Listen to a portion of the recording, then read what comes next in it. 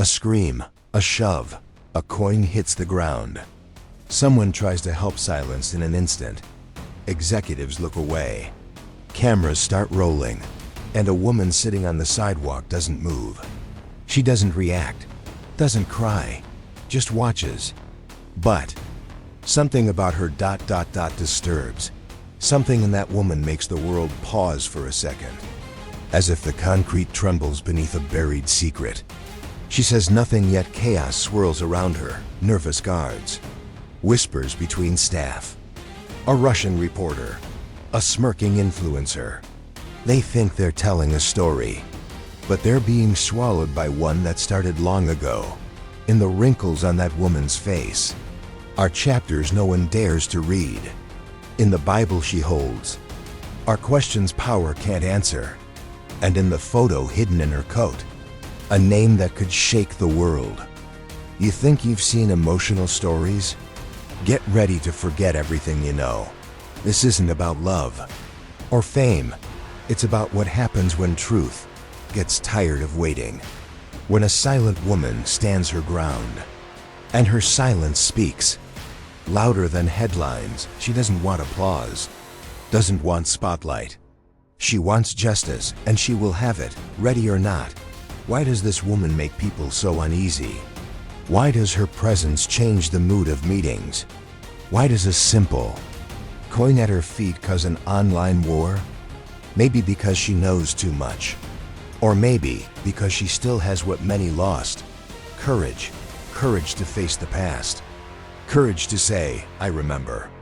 Courage to show up when the world tries to erase her. But beware.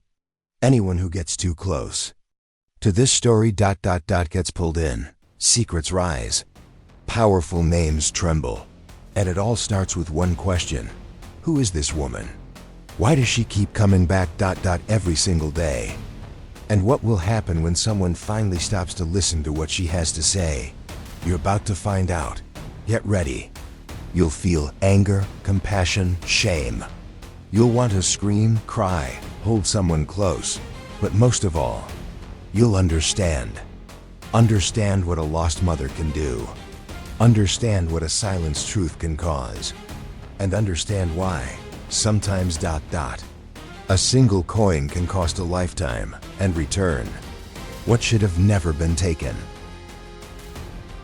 But before listening to this exciting story, if you are not yet subscribed to our channel, subscribe now and become part of our community. The morning was cold in Atlanta, and the sidewalk in front of Dwyer & Co. still held the damp marks of last night's rain. Estella Monroe, 69, adjusted the floral scarf on her head and slowly lowered herself into the same spot as always, with the same dignity of someone who still holds a name, even if the world has long forgotten it. Her knees cracked slightly as they touched the ground, but she made no complaint. In silence, she placed her small, worn Bible in her lap and set down a hand-lettered sign beside her, not asking for charity, just trying to stay human. Luxury cars passed without pause, as if the city had learned to ignore what it didn't want to see. Men in suits and shiny watches pushed through the revolving doors without noticing her. In the rush of the financial district, Estella was a ghost in high definition. But she noticed everything: the hurried steps, the hollow stares, the weight of a world running without a soul. As always, she sighed before closing her eyes for her morning prayer. A young black woman, dressed simply and carrying a baby in her arms, walked briskly down the sidewalk. When she saw Estella, she paused for a moment and smiled. She pulled a coin from her pocket and knelt to offer it, saying softly, "God bless you, Mama." But the gesture was cut short by a harsh arm. A white security guard, tall, bald, his face flushed, shoved the woman back violently. "Not here," he barked. "You're encouraging disorder." The baby began to cry, frightened by the yelling. The young woman stood, her eyes ablaze. She's not asking for anything. She's just sitting there, like always. The guard stepped forward, imposing, as if confronting a criminal. Estella remained seated, But something flared within her. Slowly she stood, adjusted her scarf, and said firmly, "I didn't ask for pity, I asked for dignity." The silence after her words sliced through the street noise. The young mother, still holding her baby, looked at Estella with quiet respect. The security guard scoffed and backed off, muttering about cleaning up the area as he returned to his post. The executives who passed by next pretended they hadn't seen anything. Some looked down with contempt, others veered away as if dodging their own guilt. That corner of the city revealed its true face, polite to the powerful, ruthless to the invisible. But across the street, someone had noticed. A blonde woman, tall, hidden behind dark sunglasses and sharp heels, held her phone with long fingers. Her name was Patricia Klein, a gossip blogger known for turning poverty into clicks. Silently, she began recording. Patricia knew exactly what she was doing. With one smooth movement, she framed Estella, the guard, and the tension. She used dramatic soundtracks in her videos and knew that a good incident sold more than any real news. With an app on her phone, she quickly prepared the right cut, the scandalous headline, the filters to intensify every expression. "Homeless hag causes scene in front of billionaires HQ," she mused. In seconds, she had content ready to go viral. Estella, meanwhile, didn't notice the recording. She was back in her position, sitting with her Bible in her lap, eyes fixed somewhere between the sky and the traffic. While the world manufactured versions of her, Estella was speaking to a God who needed no image. Gently, she opened the Bible to a page marked by time and use. Her wrinkled fingers rested on a verse underlined in faded blue ink. "Do not cast me away when I am old.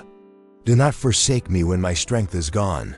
Psalm 71-9. She didn't read it out loud. She whispered. A quiet, intimate prayer, as if talking to someone only she could sense. The folded photograph inside the Bible remained untouched, resting between verses she had recited long before losing everything. A soft wind tried to flip the page, but she held it still. The image of her infant son could not be carried away, not even by the strongest wind. Estella took a deep breath, breathing in the scent of wet concrete. It was the same smell that haunted the hospital halls where everything began, and where everything was taken from her.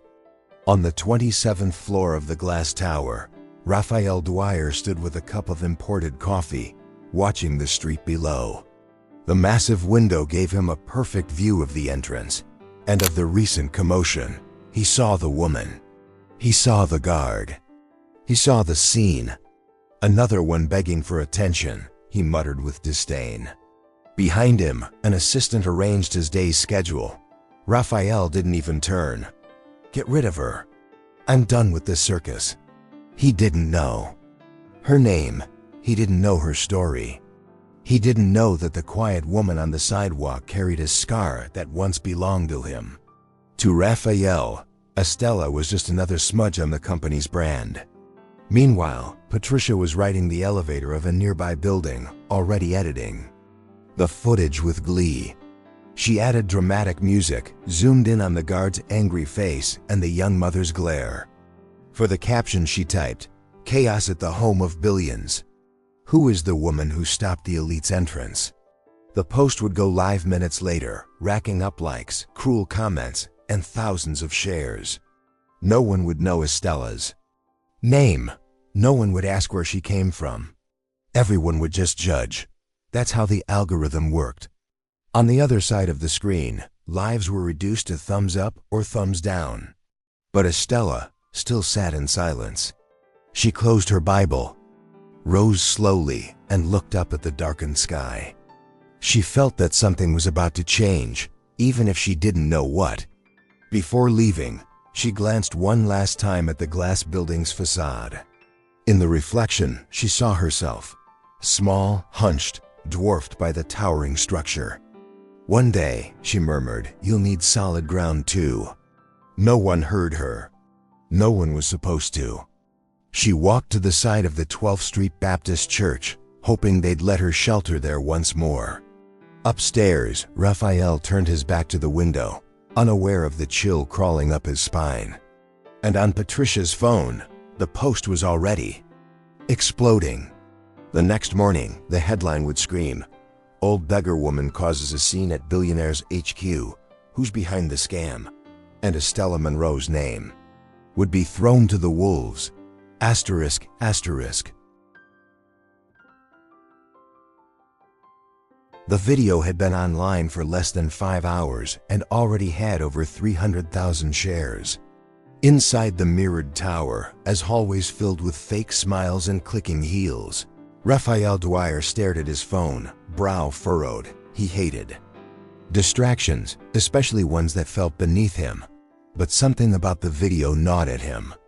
Not the content, the speed. In the clip, he's seen yelling, "People like that don't even deserve the trash we throw away." The phrase was out of context, but the arrogance was unmistakable.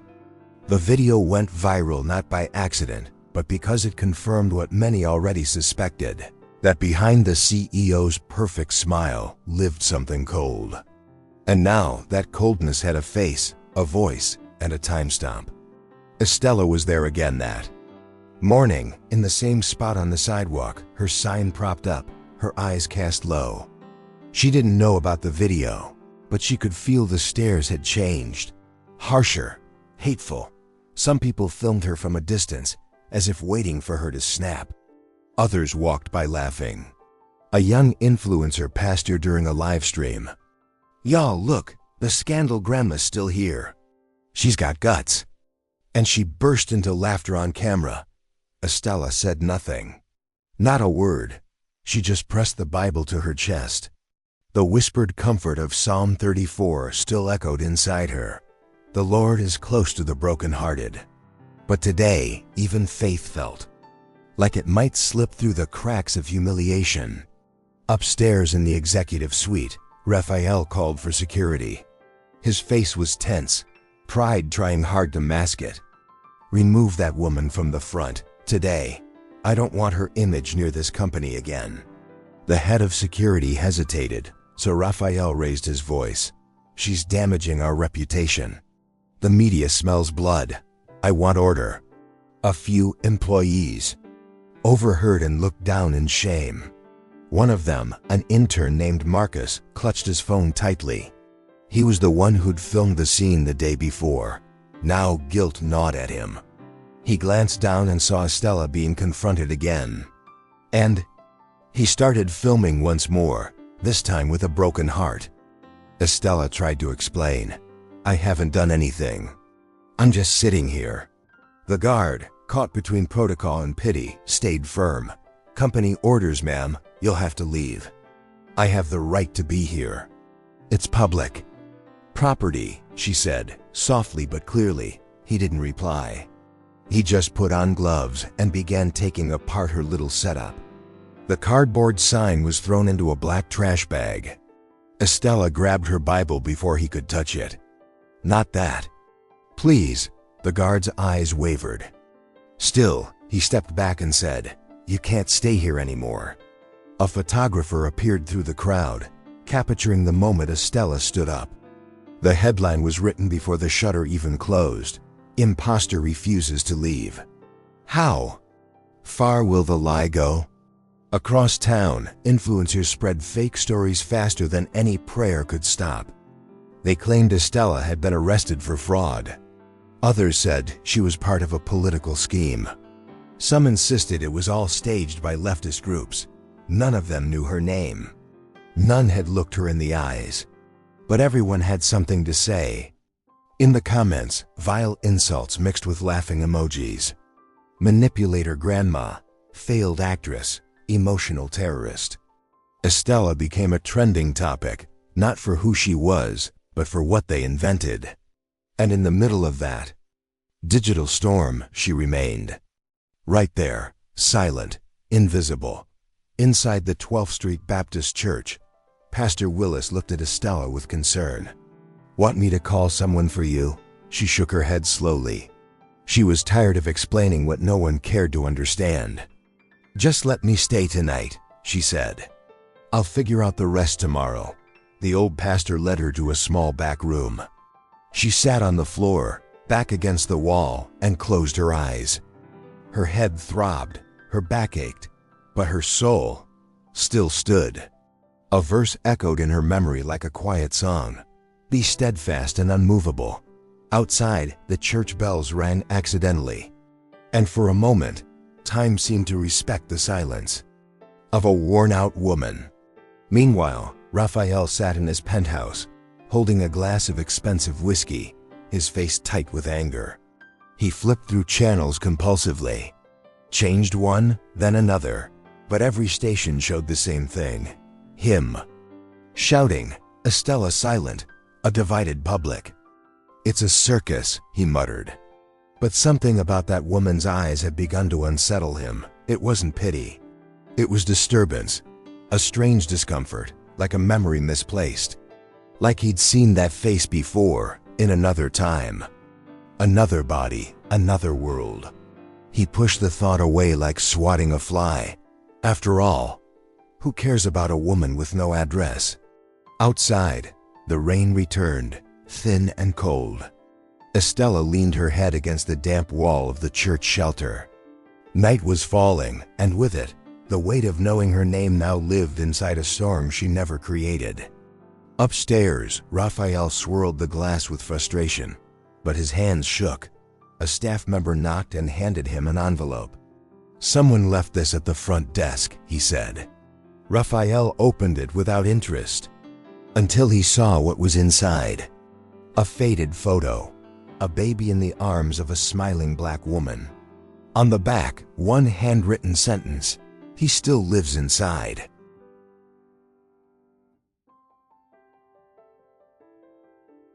On phone screens across the country, Estella's name appeared in bold capital letters, not as a name, but as a joke.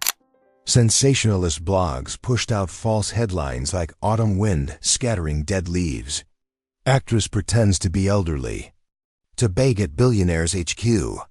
"Bible scam, how the old lady tricks people into donating." "Spy grandma?" Sources claim she was a communist mole. With every update, new lies took shape. Estella, who had never even owned an email address, was now trending in podcasts, live streams, and comment sections. The face no one saw before was now everywhere, but always with labels that didn't belong to her. None of them said mother. None said human. On the sidewalk, she remained seated as always, holding her Bible tightly. People paused, stared, laughed. A teenager came close, shoved his phone in her face, and joked, "Strike a pose, Grandma. You're famous now." Before she could respond, he was already running off, laughing. Another passerby kicked her folded cardboard sign. "Get a job, you old hag," he shouted, not even looking her in the eyes. Estella closed hers and breathed deeply. Inside, something cracked, slowly, not pride. It was the silence building, like dammed water about to burst. "Lord, if you still see me, hold me just a little longer," she whispered. But even God felt quiet now, and the world, louder than ever. Up in the Dwyer & Co. tower, Raphael watched from the window. And the more he watched, the more unsettled he felt. The woman in the photo wouldn't leave his mind. Her smile was the same as the one sitting down there. The resemblance was disturbing. Still, he tried to reason it away. "Lots of people look alike," he muttered. Yet he placed the photo on his desk. He studied the baby's eyes, then stared at his own. Reflection in the glass. They didn't match, but something inside him did, and that frightened him. For the first time, he wanted to know more. And for a man like Raphael, wanting to feel was dangerous. At City Hall, a young nervous employee approached Estella with a large envelope. "Ms. Monroe, this is a formal notice," he said, avoiding eye contact. She opened it slowly. The letter read, "Forced removal notice, 48 hours to vacate location." signed by 3 separate departments. Estella just nodded. No protest. The young man hesitated before walking away. "I'm sorry, ma'am. It's just my job." She didn't reply. She sat back down, adjusted her scarf, and stared at the city. That piece of pavement was the only place her son might have once passed by, and even that was now being taken. Inside a studio, a heavily made-up influencer streamed live. "What bugs me? People faking faith to get likes, this lady. Actress for sure." Laughter and clapping emojis flooded the screen. If she were really a believer, she'd be in church, not blocking people's way. Estella became a meme, a sticker on messaging apps, a punchline on comedy shows. Her image was edited beside corrupt politicians, war criminals, and circus clowns. The distortion was so great, even she began to doubt herself. "Maybe I really am wrong for staying here," she thought. But as she touched the worn page of her Bible, a verse resurfaced. "You have searched me, Lord, and you know me." Raphael paced through his house in silence. He poured a glass of water and opened the drawer where his father kept personal files. Inside, he found an old envelope. It bore the crest of a public hospital and the initials CJA, Court-Ordered Adoption Services. He had never seen it before. His hands trembled. He opened it carefully. Inside, a form stamped with his full name, and the field biological mother filled in. Estella M. Monroe. The air left his lungs. It was as if the whole world fit into that single line. The paper fell to the floor, and with it, every certainty Raphael thought he had. Night fell over the city like an iron curtain. Estella packed her belongings slowly, preparing to leave before police arrived. She picked up her cloth bag, her kneeling mat, her Bible. But before she could stand, she sensed a figure stop in front of her. Raphael, he didn't speak. He simply looked at her for several long seconds. Estella returned the gaze, cautious but calm. His eyes were red, as if he'd seen a ghost. Then, he handed her an envelope with the photo. "Do you know who this baby is?" he asked, voice cracking. Estella looked, and the world stopped. For a few seconds, she said nothing. Then she brought her hand to her mouth and dropped to her knees. "My God," she whispered. Raphael tried to catch her, but she pulled back. You're the boy." He nodded, barely able to speak.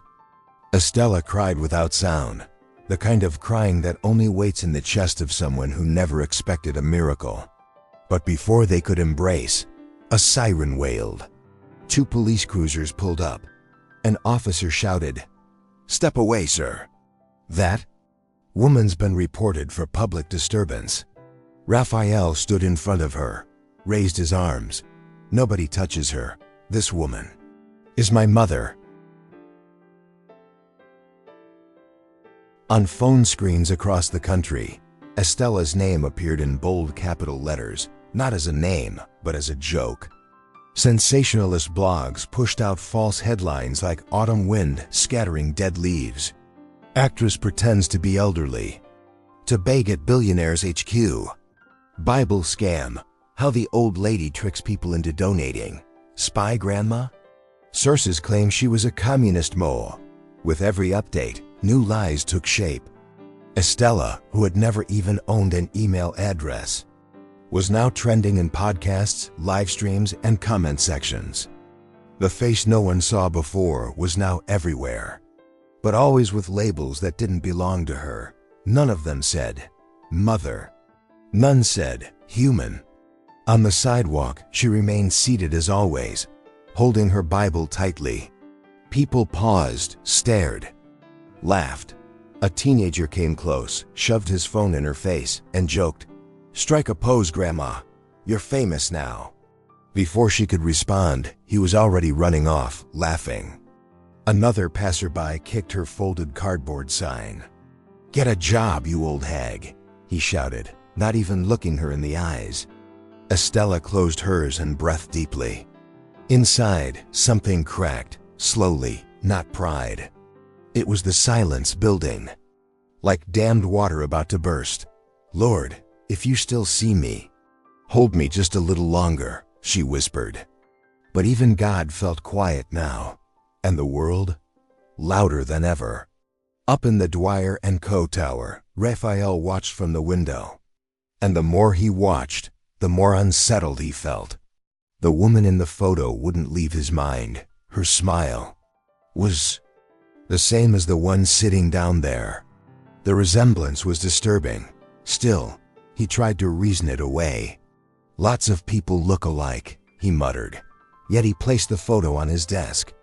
He studied the baby's eyes, then stared at his own reflection in the glass. They didn't match, but something inside him did, and that frightened him. For the first time, he wanted to know more. And for a man like Raphael, wanting to feel was dangerous. At City Hall, a young nervous employee approached Estella with a large envelope. "Ms. Monroe, this is a formal notice," he said, avoiding eye contact. She opened it slowly. The letter read, "Forced removal notice, 48 hours to vacate location," signed by 3 separate departments. Estella just nodded. No protest. The young man hesitated before walking away. "I'm sorry, ma'am. It's just my job." She didn't reply. She sat back down, adjusted her scarf, and stared at the city. That piece of pavement was the only place her son might have once passed by, and even that was now being taken. Inside a studio, a heavily made-up influencer streamed live. "What bugs me? People faking faith to get likes, this lady. Actress for sure." Laughter and clapping emojis flooded the screen. If she were really a believer, she'd be in church, not blocking people's way. Estella became a meme, a sticker on messaging apps, a punchline on comedy shows. Her image was edited beside corrupt politicians, war criminals, and circus clowns. The distortion was so great, even she began to doubt herself. "Maybe I really am wrong for staying here," she thought. But as she touched the worn page of her Bible, a verse resurfaced. "You have searched me, Lord, and you know me." Raphael paced through his house in silence. He poured a glass of water and opened the drawer where his father kept personal files. Inside, he found an old envelope. It bore the crest of a public hospital and the initials CJA, Court-Ordered Adoption Services. He had never seen it before. His hands trembled. He opened it carefully. Inside, a form stamped with his full name, and the field biological mother filled in. Estella M. Monroe. The air left his lungs. It was as if the whole world fit into that single line. The paper fell to the floor, and with it, every certainty Raphael thought he had. Night fell over the city like an iron curtain. Estella packed her belongings slowly, preparing to leave before police arrived. She picked up her cloth bag, her kneeling mat, her Bible. But before she could stand, she sensed a figure stop in front of her. Raphael, he didn't speak. He simply looked at her for several long seconds. Estella returned the gaze, cautious but calm. His eyes were red, as if he'd seen a ghost. Then, he handed her an envelope with the photo. "Do you know who this baby is?" he asked, voice cracking. Estella looked, and the world stopped. For a few seconds, she said nothing. Then she brought her hand to her mouth and dropped to her knees. "My God," she whispered. Raphael tried to catch her, but she pulled back.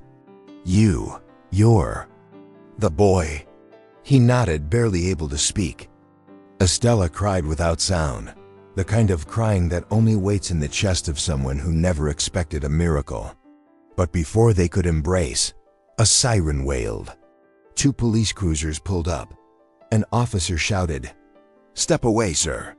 That woman's been reported for public disturbance. Raphael stood in front of her, raised his arms. Nobody touches her. This woman is my mother.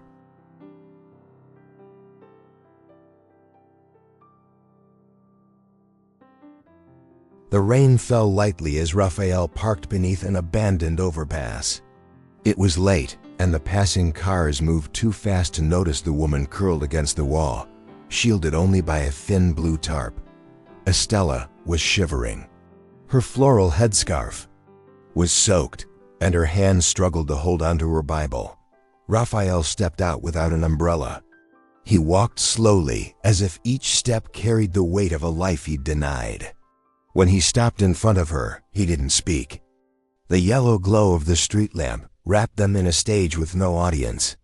He simply extended his hand, a hand he had never offered without expecting something in return. Estella raised her eyes with effort. She was weak, her body hunched, from cold and exhaustion. Yet even in that state, her eyes still carried a calm light. She looked up at the man, soaked in his expensive suit, face full of emotion. She didn't recognize him at first. Just smiled softly, the way you smile at a kind stranger. "You bringing soup?" she asked in a low voice.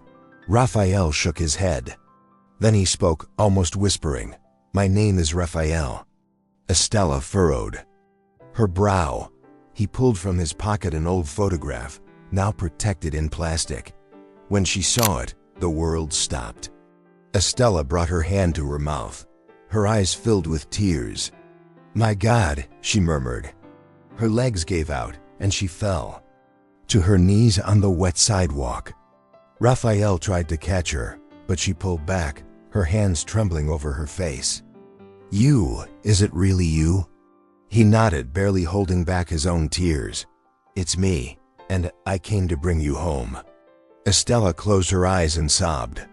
Not from fear, but from a pain long buried that finally had permission to surface. "I looked for you, every day. I asked God, where did you hide my boy?"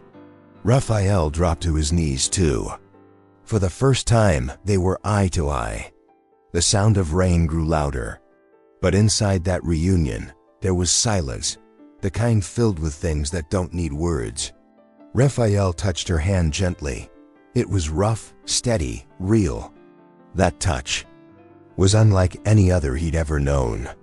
Not a client's, not a lover's. It was origin, it was root.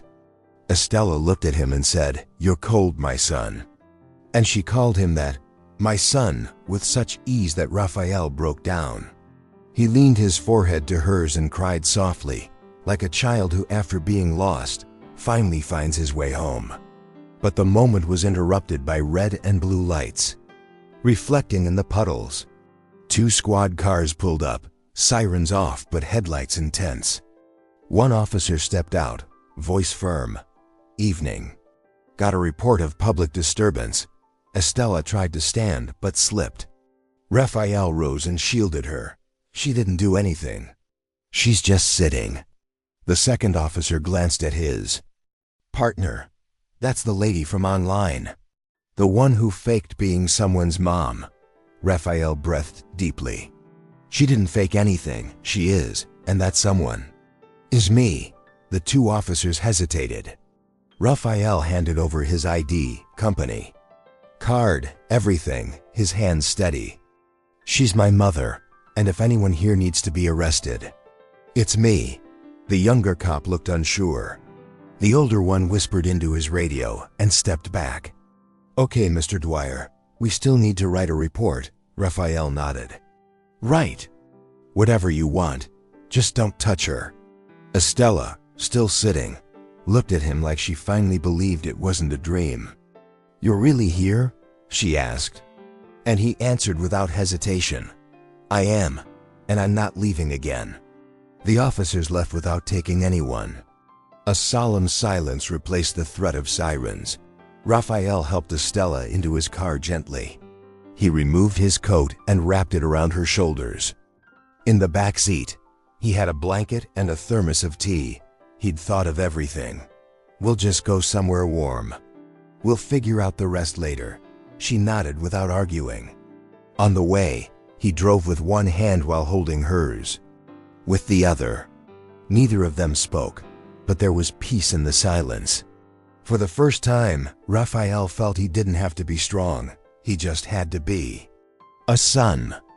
They arrived at a guest house owned by one of Estella's friends, who had prepared the space without asking questions. Raphael helped her settle onto the sofa and sat on the floor by her feet.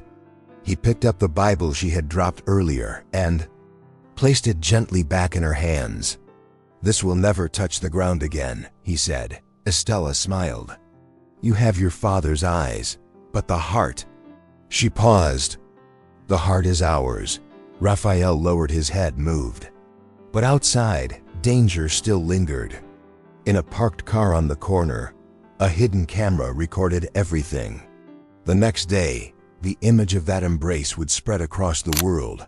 Asterisk, asterisk, the image of Raphael and Estella embracing, secretly recorded from a car window, exploded online the next morning.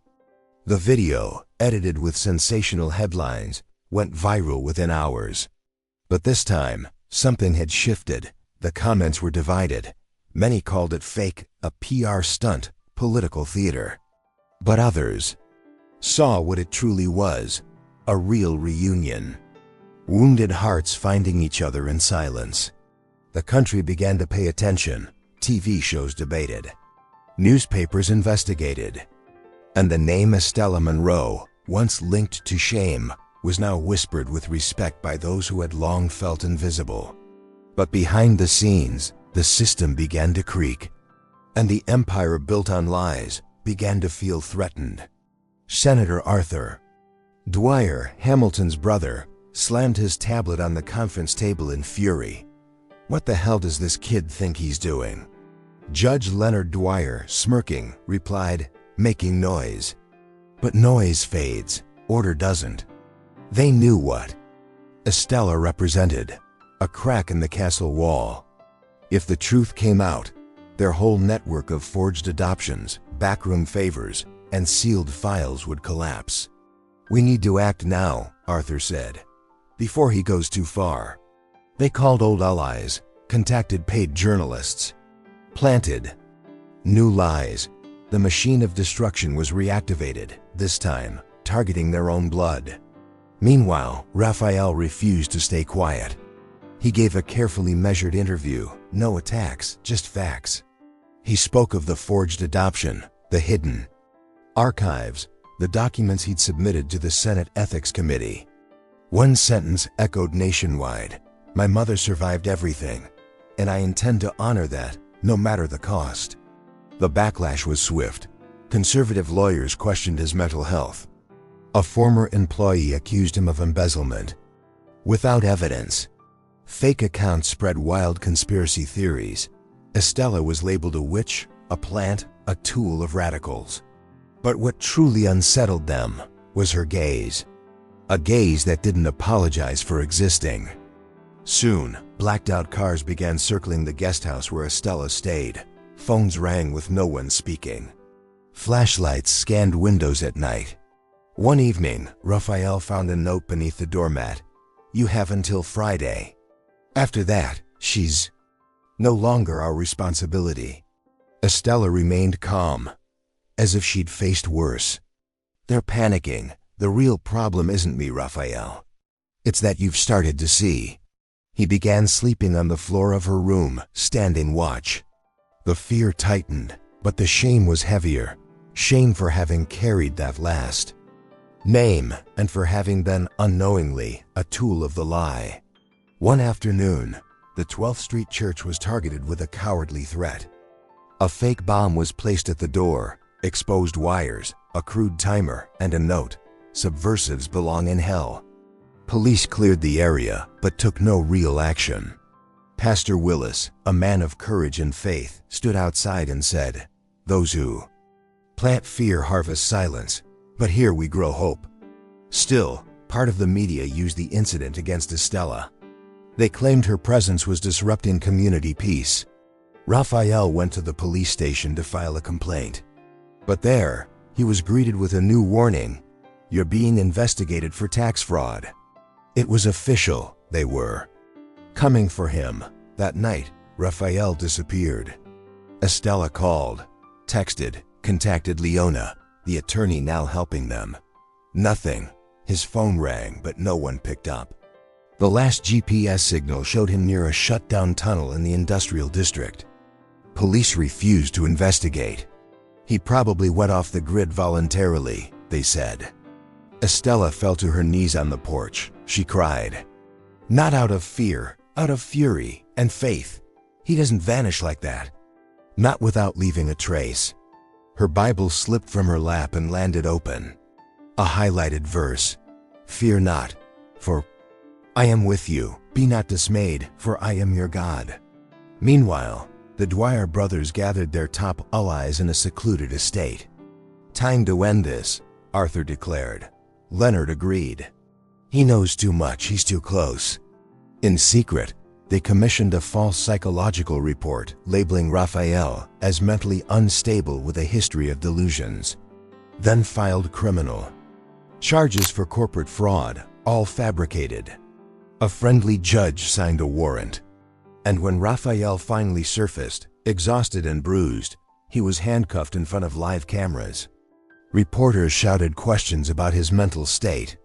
Raphael looked into the distance and said, "The truth." Comey's with a price. Estella ran to the precinct. Leona followed, carrying a folder full of evidence. They were stopped at the door. Protective custody, the officer said. Court. Order.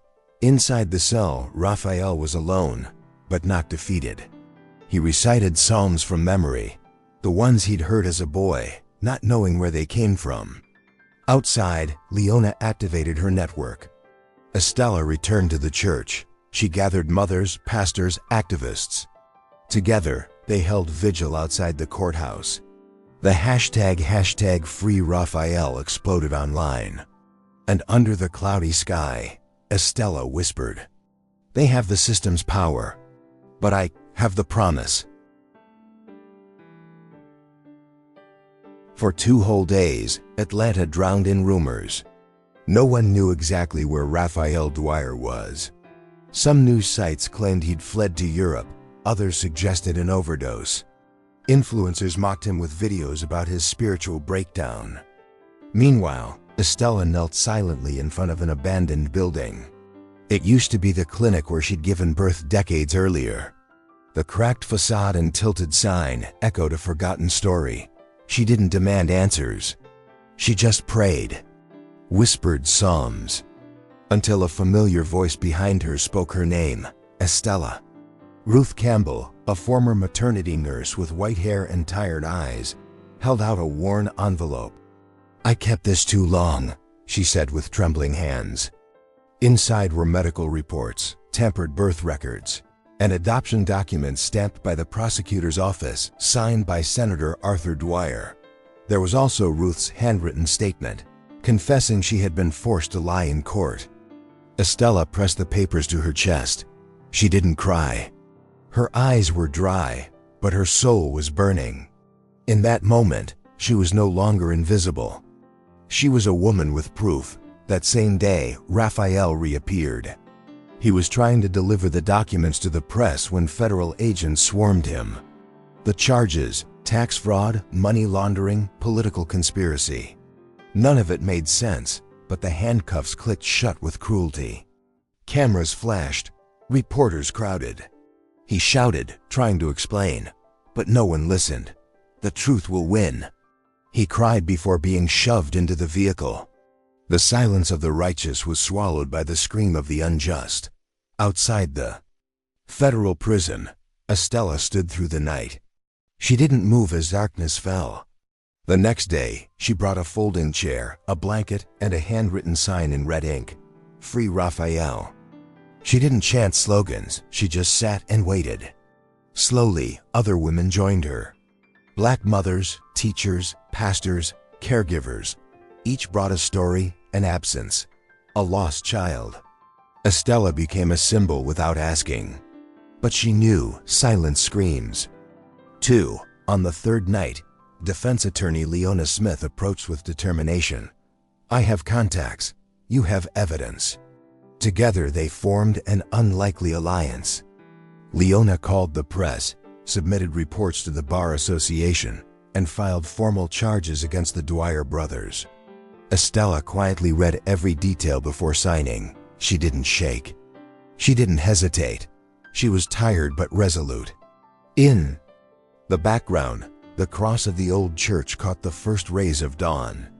And the city finally began to listen. The hashtag Free Raphael spread across the internet. Actresses, pastors, journalists, activists, everyone wanted to know who the woman was who faced an empire with a Bible and a sign. Estella declined interviews.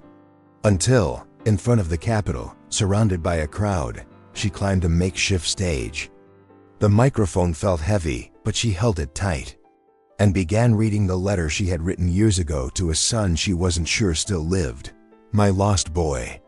No matter where you are, my soul has always searched for you. The world held its breath. Estella's words echoed like prayers. They weren't accusations. They were open wounds exposed with courage. At the end of her speech, she folded the letter and kissed it. The video went viral. Within hours, the judge overseeing Raphael's case was overwhelmed by messages, public pressure from the bar, and national outrage. That very night, the decision came: provisional release pending further investigation. When the cell door opened, Raphael didn't run. He walked slowly, carrying centuries on his back. Estella stood waiting. She wore the same floral scarf, but her eyes held a new light. Raphael approached. He didn't speak. He simply knelt before her, hugged her legs like a child returning home, and whispered, "You didn't get me out of jail. You pulled me out of the dark." She stroked his hair like when he was a baby. And there, before cameras and crowds, the world witnessed what the courts had missed: love and redemption. But behind the scenes, those who lied still breathed and burned with fury. Raphael Dwyer sat hunched in the cold cell, too drained to even feel hatred. The prison wasn't made only of bars. It was built from silence, neglect, and layers of injustice stacked like dust in corners.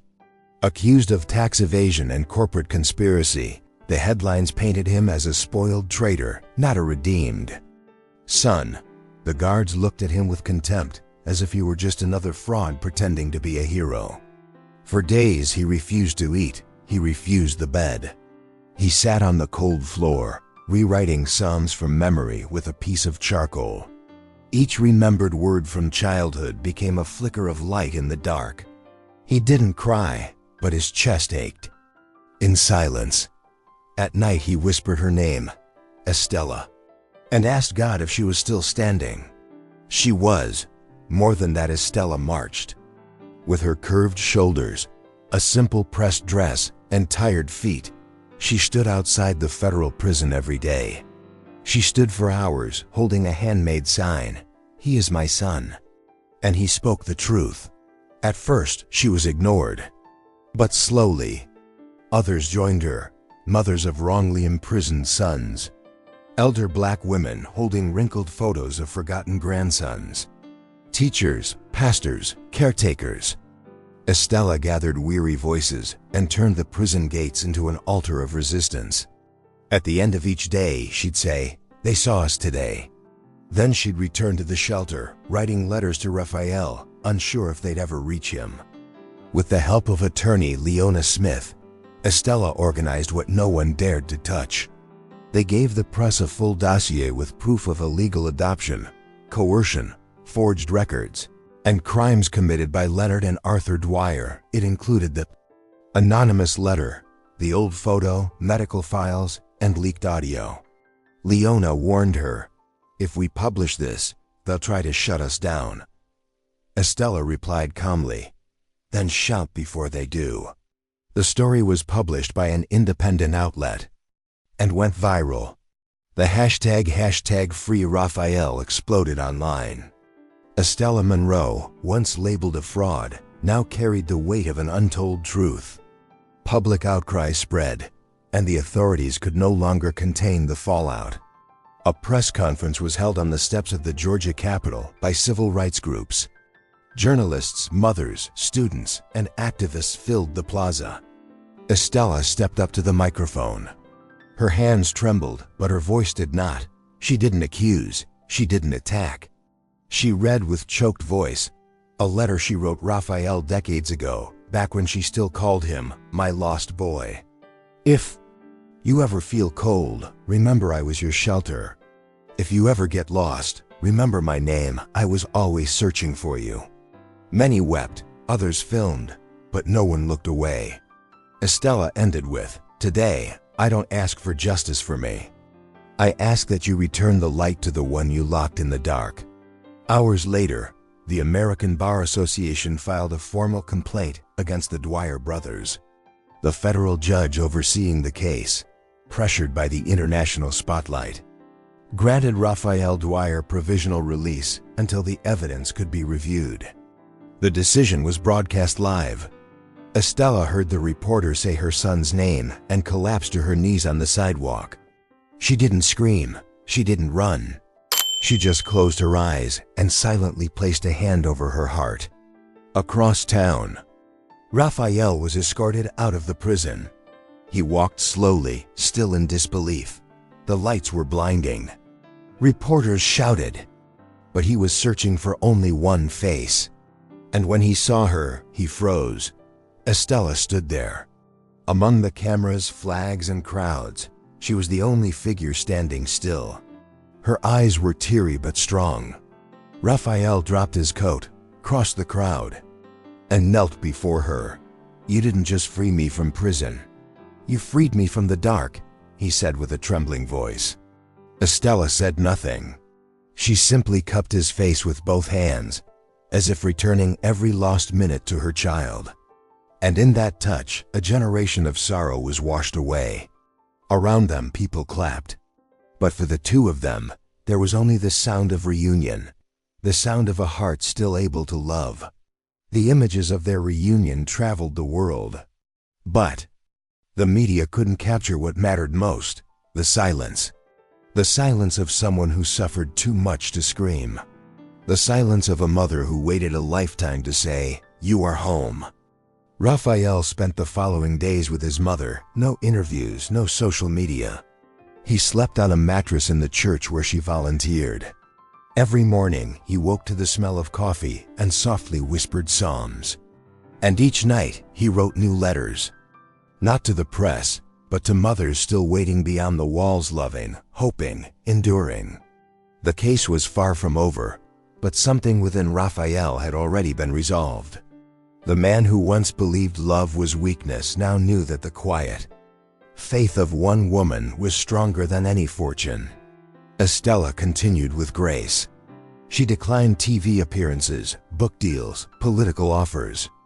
When asked why, she replied, "Because I've already lived the chapters that matter, but something greater was coming. A new place, a new mission. Final hook, a center was about to open. And in its garden, a nameless tree would be planted for the child who was never truly lost."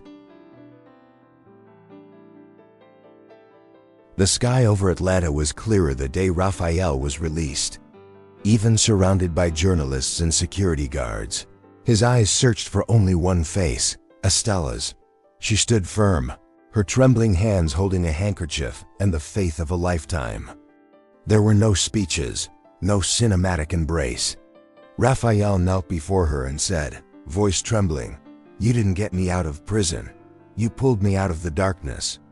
Estella looked at him tenderly and whispered, "You came back, my son." The crowd went silent, as if they understood the sacredness of the moment. A cycle of injustice had ended, but another one was just beginning, the one of rebuilding. The reports made by Raphael, along with the dossier delivered by Estella and Leona, sparked a wave of federal investigations. Documents proved forged adoptions, bribery, millions embezzled from children's shelters, and repression against Black activists. Judge Leonard Dwyer was unanimously removed. Senator Arthur Dwyer resigned amidst protests and confessions from former aides. The media, which once mocked Estella, now portrayed her as a symbol of resistance. But she turned down all invitations to TV shows and interviews. "I've already lived the chapters that matter," she said. She wasn't looking for fame, only justice. And she knew there was still much to do. That's how the Invisible Light Center was born, a shelter for Black women living on the streets and mothers who lost their children to the system.